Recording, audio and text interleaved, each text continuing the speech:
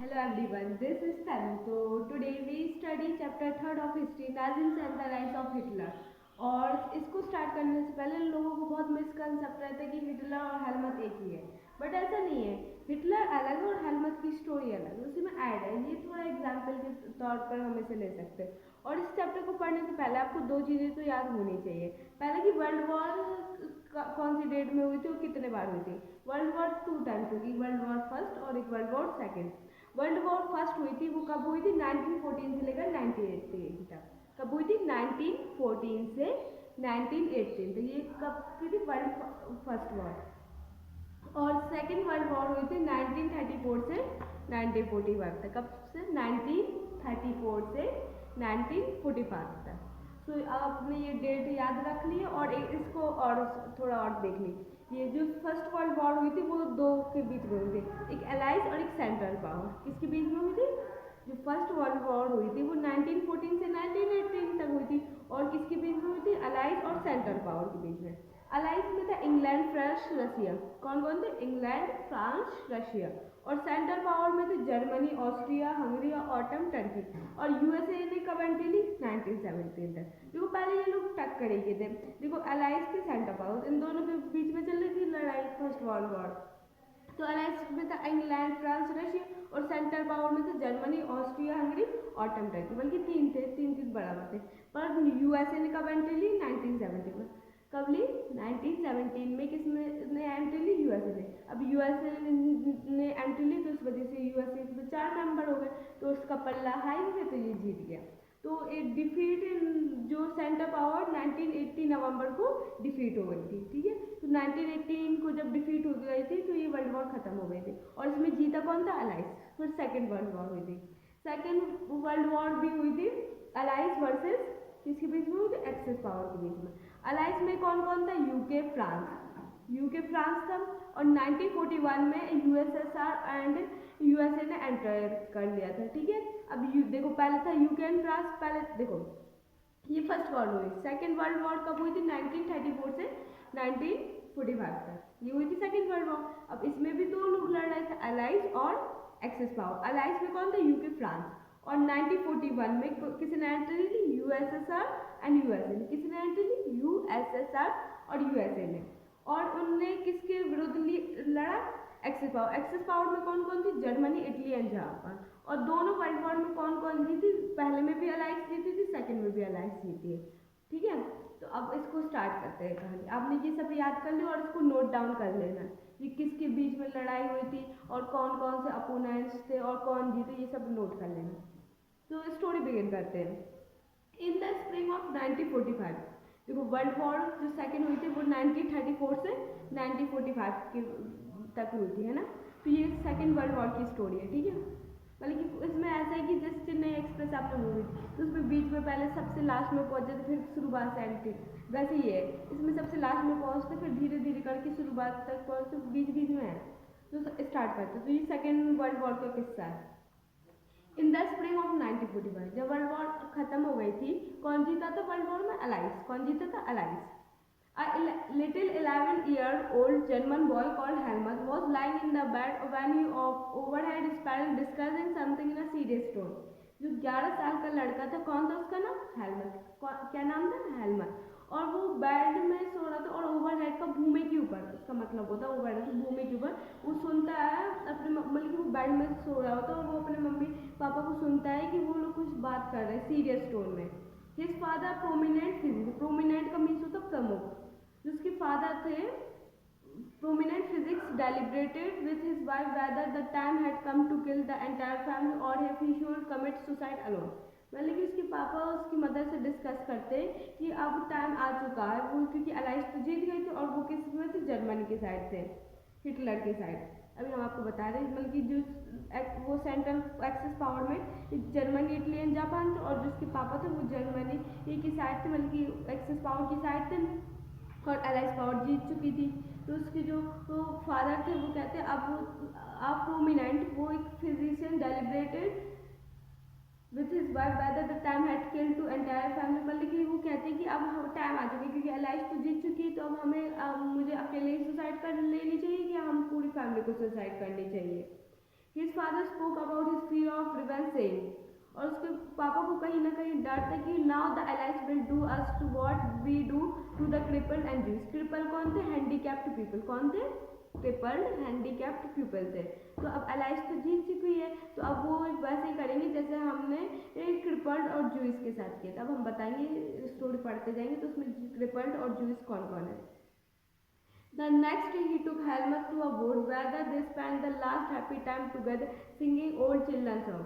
और वो अपने बच्चे जो उसके फादर थे वो हेलमट को कहाँ पे ले गए? वो मतलब कि पार्क में ले गए और उन्होंने चिल्ड्रन सॉन्ग गाए और एक अच्छा डे स्पेंड किया। Later Helmut father shoot himself in his office, और उसके पापा ने सुसाइड कर ली, उन्होंने अपनी गन से अपने आप को मार लिया। Helmut remembered that he saw his father's bloody uniform being burned in the family fireplace, और उसने अपने उसने अपने पापा को मतलब कि ब्लडी उनकी यूनिफॉर्म देखी। So traumatized with was he by what he had overheard and what had happened, मतलब कि ट्रॉमेटाइज का होता आघात, इसका मीन्स होता आघात, tiered.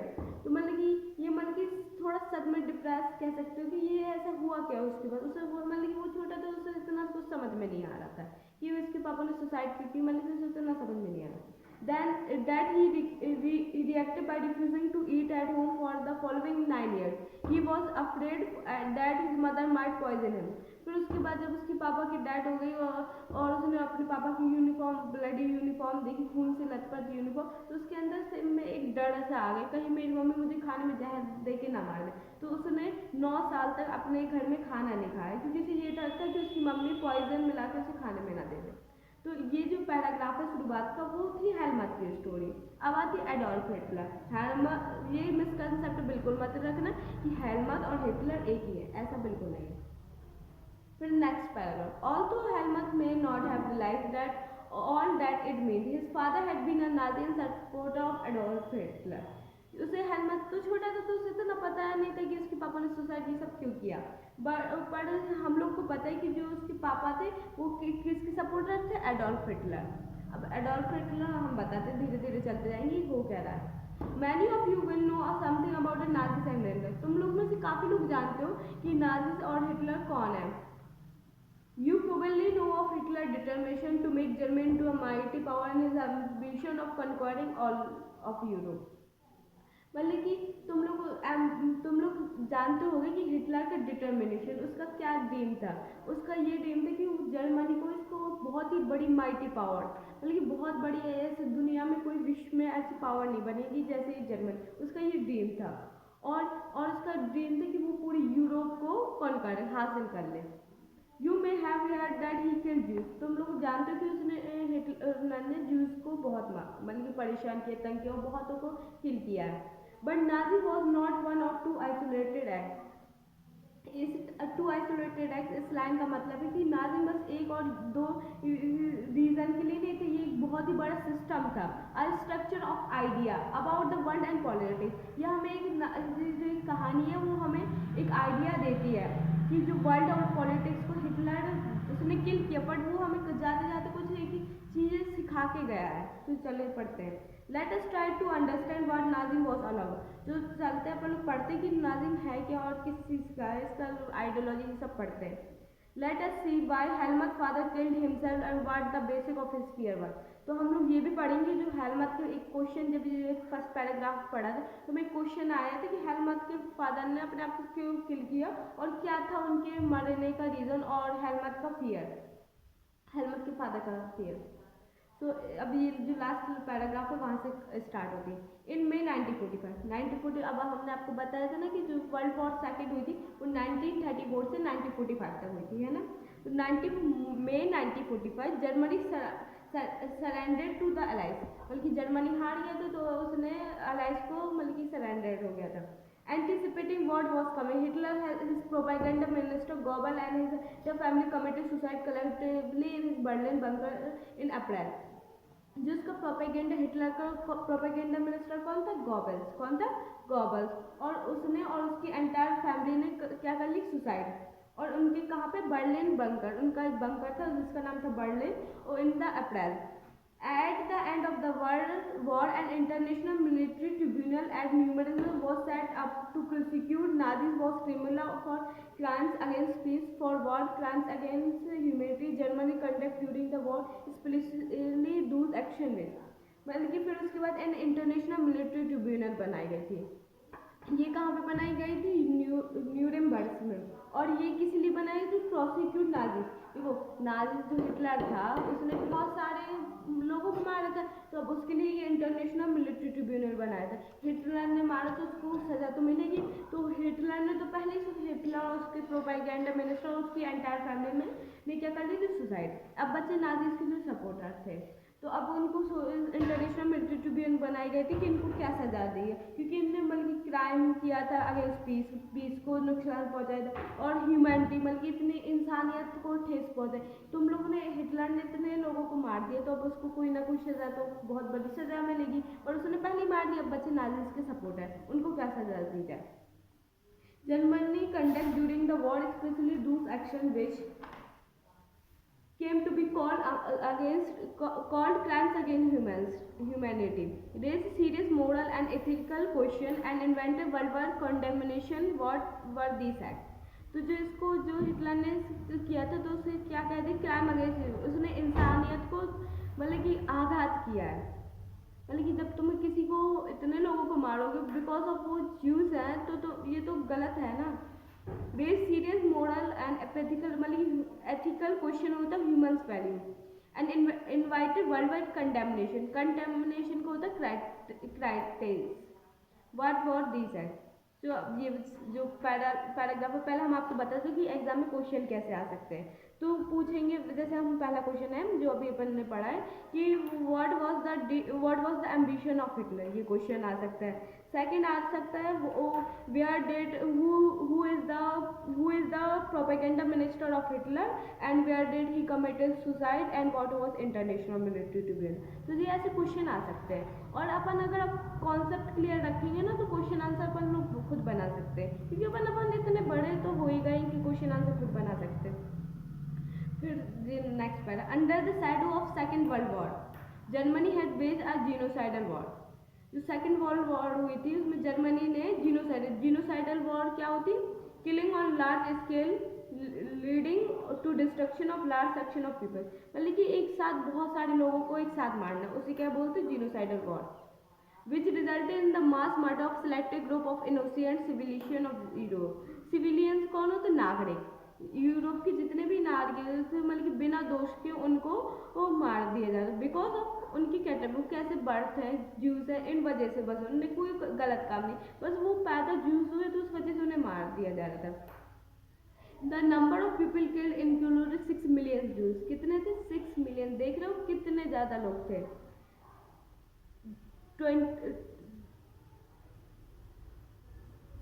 2 lakhs gypsies, 1 million Polish civilians, 70,000 Germany who were considered mentally and physically disabled। मतलब कि देखो 6 मिलियन ज्यूज को मार दिया और 2 लाख जिप्सीज को मार दिया, 1 मिलियन पोलिश सिविलियंस का मीन्स होता है नागरिक। जहाँ पे देखो जैसे इंडियन सिविलियंस कहेंगे कि इंडिया के नागरिक, तो और 70,000 German who were consider mentally मतलब कि वो अच्छे से मतलब कि जैसे कह सकते हैं अपंग और दिमागी रूप से थोड़े कमजोर हो।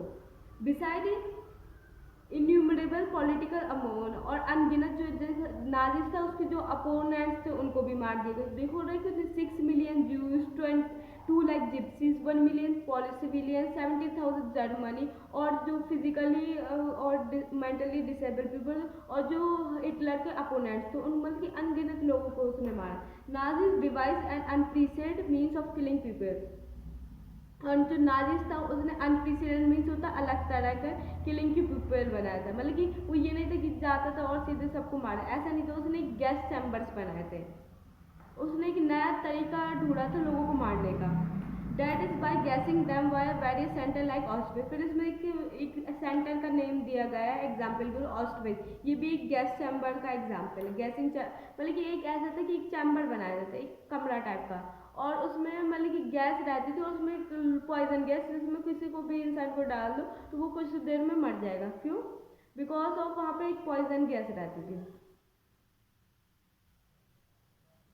The Nuremberg Tribunal sentenced only 11 leading Nazis to death. अब तुम लोग कहोगे सिर्फ 11, उसने देखो हिटलर तो उस हिटलर और उसके प्रोपेगेंडा में और उसके एंटायर फैमिली ने सुसाइड कर दिया। अब बच्चे कौन नाजिस के सपोर्टर, तो 11 जो नाजिस के प्रमुख सपोर्टर थे उनको तो वो डेथ घोषित करनी थी कि इन लोग को अब डेथ मिलेगी, बट जो बाकी थे वो उनको वो कह दी थी कि उम्र कैद की सजा मिलेगी। देखो एग्जाम्पल समझो, देखो अगर तुमने हमें मारा तो हम जैसे तुमने मान लो कि तुमने मुझे मारा तो हम तुम्हें मारेंगे।